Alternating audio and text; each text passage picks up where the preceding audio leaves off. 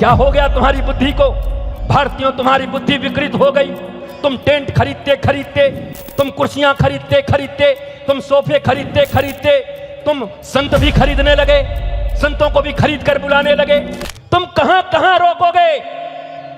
बसों में, ट्रेनों में, पार्टियों में, कहां कहां कान बंद करोगे?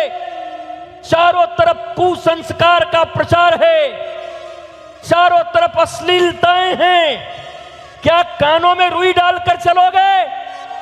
जहां जाओगे सुनना पड़ेगा ही, लेकिन कानों को तो बंद नहीं किया जा सकता, परंतु उनके नायक और नायिका को बदल करके मेरे लिए नायक नायिका केवल मेरे राम, सीता, भोलेनाथ और पार्वती हो जाएं तो बात बन गई कि नहीं बन गई?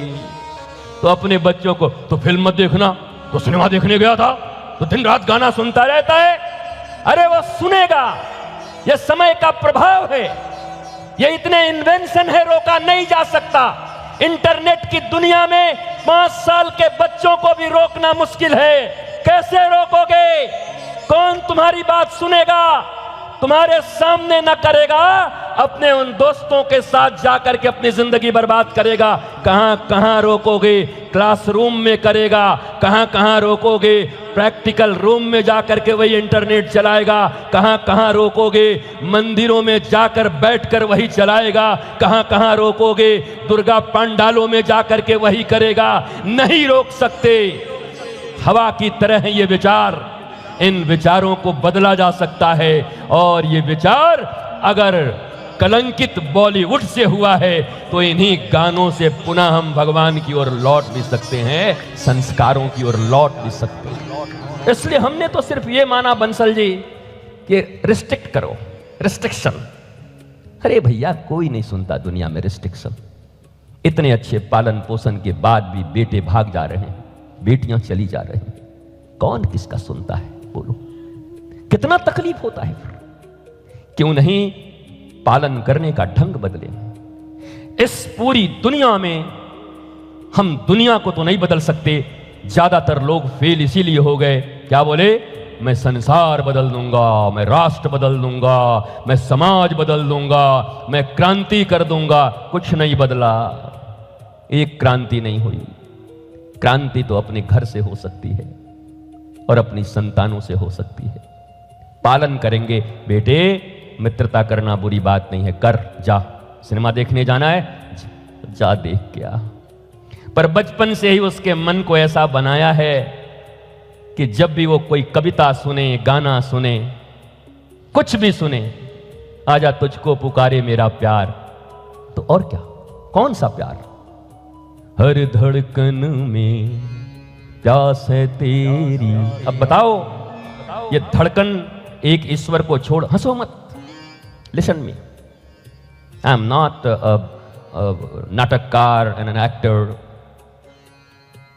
मैं बहुत अच्छे से आपसे बात कर रहा हूं।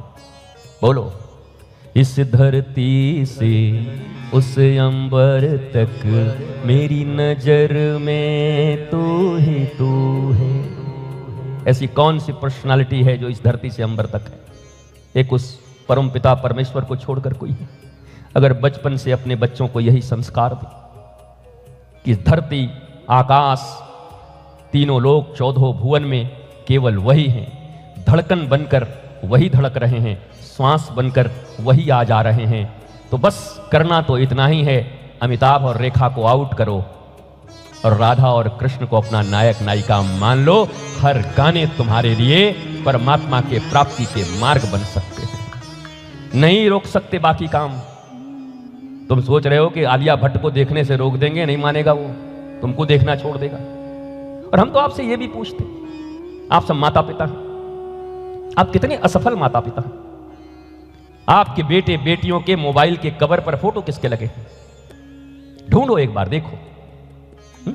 बोलो, जन्म तुमने दिया, पिता तुम हो, मां तुम हो।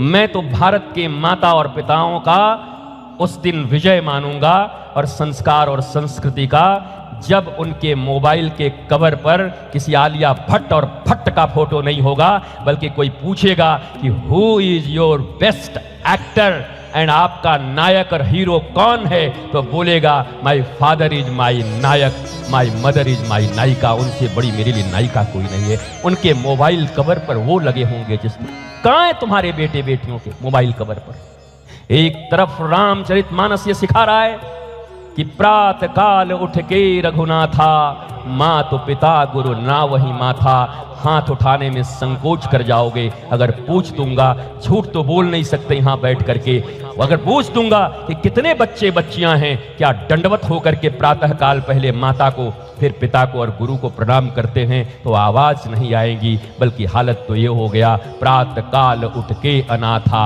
मोबाइल में मारही माथा। ऐसे अनाथ हो गए हैं कि रघुनाथ अपने माता पिता को दंडवत प्रणाम कर रहे हैं और वो मोबाइल में माथा मार रहा है। उसके बाद भी तुम कहते हो कि तुम्हें सुधार की आशंका है, उसके बाद भी तुम कहते हो कि किसी दिन चमत्कार होगा, किसी एक दिन के लिए तुम बैठे हुए हो। इट्स नॉट पॉसिबल, कभी नहीं हो सकता। मेरी आवाज, मेरी बातें कड़वी लग सकती हैं, नीरस लग सकती हैं, पर लग जाए तुम्हें नीरस। मैं आया हूं रसऊ वही सह, मैं आया हूं महारास करने वाले श्री कृष्ण की नगरी से। महारास वो नहीं जो गुजरात में डंडे पटक करके तुम कर रहे हो, और वो करने के बाद रात्रियों में तुम क्या कर रहे हो कुछ पता नहीं, वो महारास नहीं है।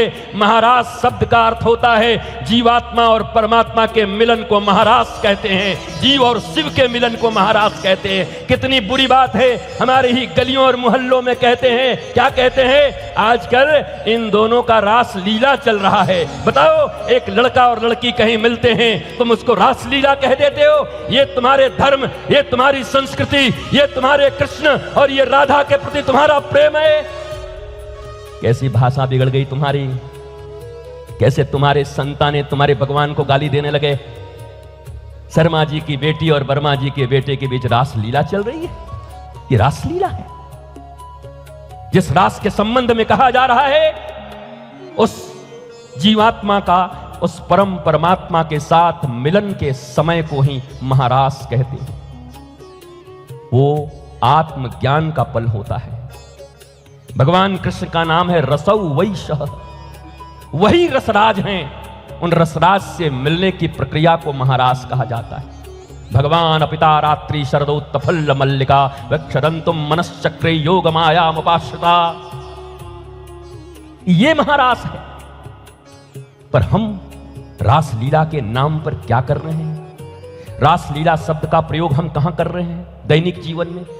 जब भगवान कृष्ण के प्रति ऐसे शब्दों का प्रयोग हम कर रहे हैं, तो उनके प्रति हमारी आस्था कैसे होगी, वो हमारे आइडियल कैसे बनेंगे?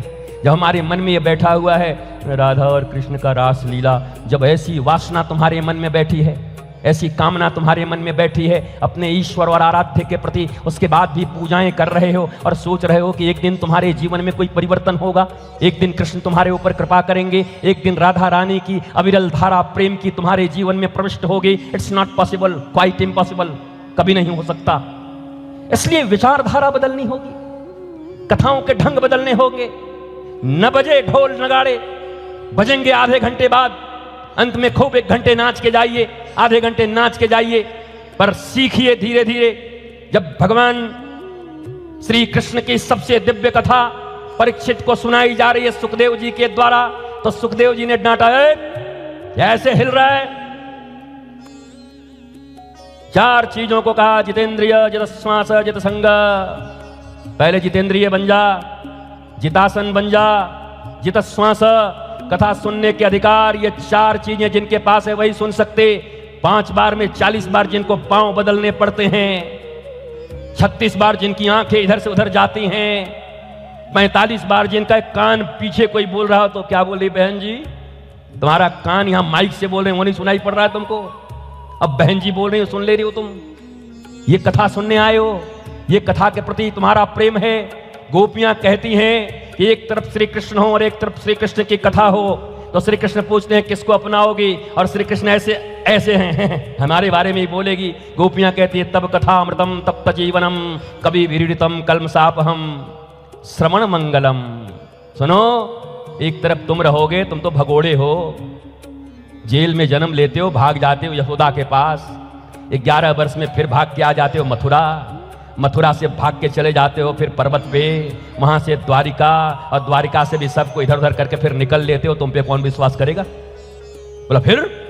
बोला तुम्हारी कथा पर हम ज्यादा विश्वास करती हैं, तुम्हारा गुणगान सुनती रहेंगी, तो तुम भले ही बांके बिहारी के पास मैं न पहुंच पाऊं, भले ही अवध बिहारी के पास मैं न पहुंच पाऊं, पर उन्हीं बांके बिहारी को अपना हृदय बिहारी बना करके हृदय में तो रख ही सकता हूं। मुझे हृदय बिहारी बनाना है। उन बांके बिहारी के दर्शन तो संभव नहीं भी हो सकते हैं, भीड़ भी हो सकती है। शरीर एक दिन जब चूक जाएगा तो कैसे जाओगे? फिर तो बाथरूम जाना मुश्किल पड़ेगा, वॉशरूम नहीं जा सकते, तब तीर्थ यात्राएं कैसे करोगे? तब कैसे जाओगे पूजा करने के लिए? एक गिलास पानी ऐसे उठाओगे तो ऐसे गिरेगा, नाक में जाएगा कि मुंह में पता नहीं। तब कैसे करोगे शुद्धियां?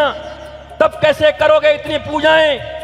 इसलिए समय रहते, युवावस्था रहते, उन बांके बिहारी को अपना हृदय बिहारी गुरुदेव की कृपा से बना लो, ताकि वो हृदय में ही विराजित हो जाएं। हम जहां जाएं बांके बिहारी हमारे साथ रहें। क्यों नहीं बना लेते? क्यों नहीं कर लेते? और ये जब तक परिवर्तन नहीं होता, कथाओं में बैठो तो ऐसे बैठो, नाव ज्यादा अच्छा है, पर 10-5 लोग बैठो, पर बैठो तो ऐसो जितासन, जितासन, आसन जीतो। पहला तो आसन जीतो। कथा सुनने का पहला नियम जितासन, आसन जीतना है। हम तो बंदर हैं, आसन जीतेंगे। आसन जीतने का मतलब केवल शरीर का आसन ही नहीं, पहले तो शरीर का आसन ही नहीं जीत पा रहे हो। आसन जीतने का मतलब है आंखों का आसन। आंखों का आसन अभी कहां होना चाहिए? ये व्यास आसन। कानों का आसन क्या होना चाहिए? इस व्यास आसन से निकली हुई दिव्य भगवान की कथाएं। आंख, कान, नासिका। सिगरेट पीने वाला कोई होगा तो उसको भी सुगंध आ रहा होगा, बाहर निकल के मार के आ जाए थोड़ा सा। कोई जर्दा खाने वाला होगा तो चले गए गुटखा खा के आ जाते हैं, कोई पान खा के आ जाते हैं। तो आपने आसन नहीं जीता, बैठने का, आंखों का, कानों का, नासिका का, जिह्वा का। कितने लोग भचर भचर किए जा रहे हैं अभी भी यहाँ देखो बैठ करके। व्यास आसन से यहाँ कथा चल रही है बगल में और बहू आ गई, हाँ बहू आ गई, लती आएगी तुमको अब कुछ दिन के बाद, तैयार रहना, बहू आ गई। कथा में भी बैठ के बहू आ गई हैं, बड़े वाले दामाद जी आए हैं तो गाजर का हलवा बनाना है इसलिए जाना पड़ेगा। गाजर मूली की तरह दामाद जी कर देंगे कुछ दिन के बाद जमाई तुम्हारे। तुम्हें कथा का ही मूल्य पता नहीं, भगवान का ही मूल्य पता नहीं। पैसे ने ऐसा तुम्हारा बुद्धि बिगाड़ा है कि तुम कुछ समझते ही नहीं, सब कुछ पैसे से खरीदना जानते हो, भगवान को भी पैसे से खरीदना जानते हो। दर्शन पैसे से कर लेते हो, जा करके वीआईपी दर्शन कर लेते हो तो लगता भगवान बिक गए। कोई भगवान नहीं बिका तुम्हारे इस वीआईपी दर्शन से। भगवान किसी के प्रभाव में नहीं आने वाला। दुर्योधन के सभा में जाकर के जब भगवान ने सिखाया, उल्टा पलटा बोला, अरे खा लो, अरे 56 भोग कर लो, जीवन में कुछ खाया नहीं, खट्टे छाछ खाते थे। ऐसा मूर्ख आदमी सोने के नगरी के राजा को ऐसा बात बोलता है, पागल आदमी। भगवान जब बाद में गंभीर हो गए, सुन दुर्योधन, कोई भी व्यक्ति किसी के यहां केवल 2 ही अवस्थाओं में खाता है, या तो अभाव में हो या प्रभाव में हो। अभाव हो तो चाहे भिखारी हो, रोटी नहीं है, भूख लगी है, तो कोई गाली भी दे तब भी कहेगा दूर हम मस्टंडे हो गए, कुछ कमाता नहीं है, ले जा। उसको भूख लगी है, वो रोटियां लेकर के खा जाएगा, क्योंकि उसके जीवन में अभाव है। प्रभाव क्या है? प्रभाव ऐसा है कि आपने घर में बहुत भोजन कर लिया है, इतना खा लिया है कि पत्नी ने 1 लड्डू लास्ट में दिया, बोला क्या मरवाएगी, मर जाऊं खा के, उल्टी कर दूं। पर गए और चीफ मिनिस्टर साहब से मुलाकात हो गई। चीफ मिनिस्टर ने कहा कि 1 लड्डू खा लीजिए, ऐसे करके। अब चीफ मिनिस्टर ने लड्डू दिया है, प्राइम मिनिस्टर ने लड्डू दिया है, तो अभी पत्नी तो दे रही थी तो उल्टी आ रही थी, तो बहुत अच्छा लड्डू है, भाभी जी बनाई है क्या? प्रभाव में लड्डू खा गया। भगवान श्री कृष्ण ने कहा, सुन दुर्योधन, मैं लक्ष्मी का पति हूं, लक्ष्मी मेरे चरण दबाती है। जिस लक्ष्मी के पीछे सारी दुनिया भाग रही है वो मेरे चरणों को दबाते हुए बैठती हैं, इसलिए अभाव तो मुझे है नहीं। और तू अपने भाइयों की संपत्ति लूट कर बैठा है, इसलिए तेरा कोई प्रभाव भी मेरे ऊपर नहीं है, तो महाघोर कलंकी आदमी है। और अंतिम बात सुन ले दुर्योधन, मैं नारायण श्री कृष्ण हूं, ना अभाव में खाता हूं ना प्रभाव में खाता हूं तो भक्त के भाव में खाता हूं, जिसका सर्वथा अभाव तेरे भीतर है। इसलिए विदुर के पास जा रहा हूं और केले के छिलके खा के आ रहा हूं। विदुर के पास चले गए, केले के छिलके खा के आ गए। अब तुम भगवान को प्रभुत्व से पाना चाहते हो, गुरु को तुम प्रभाव से पाना चाहते हो, संतों को तुम प्रभाव से पाना चाहते हो। क्या हो गया तुम्हारी बुद्धि को?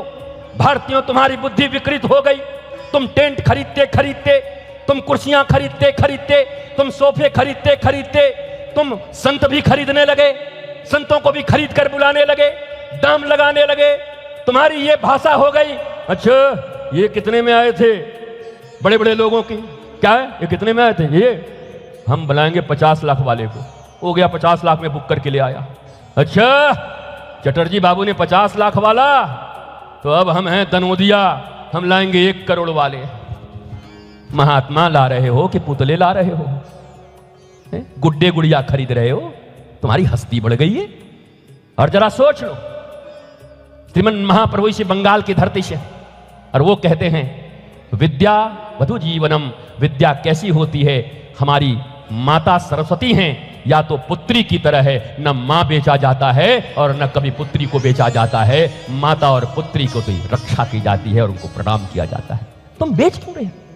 तुम खरीदने के लिए क्यों इतने उद्धत हो? जाओ किसी संत के द्वार पर कथा करने के लिए और उन्हें प्रणाम करो, उन्हें निमंत्रित करो, और निमंत्रित करते समय और उन्हें कह दो, अगर मामला लेन देन का हो, मैं व्यास पीठ से कह रहा हूं और यही कह कह के आज तक जिंदा हूं, ये कह रहा हूं, अगर लेन देन की बात हो प्रणाम करो, और अगर वो कहें कि मैं पेड़ के नीचे भी कथा करने को तैयार हूं, तुम करो, मैं बनवासी कल्याण आश्रम के लिए कर रहा हूं।